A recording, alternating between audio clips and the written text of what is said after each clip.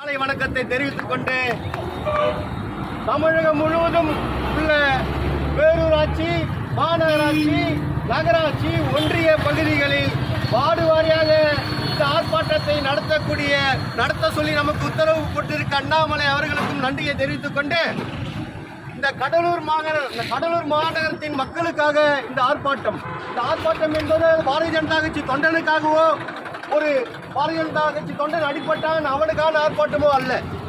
ஒரு பாரதிய ஜனதா கட்சி கைது செய்யப்பட்ட அதற்கான ஆர்ப்பாட்டம் அல்ல.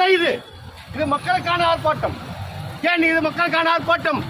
ஸ்டாலின் அவர்களே, நீங்கள் ஒன்று சொல்கிறீர்கள், பாரத பிரதமர் 15 லட்சம் ஒரு குடிமகனுக்கும் அறிவித்தார் என்று நீங்கள் கூறுகிறீர்கள்.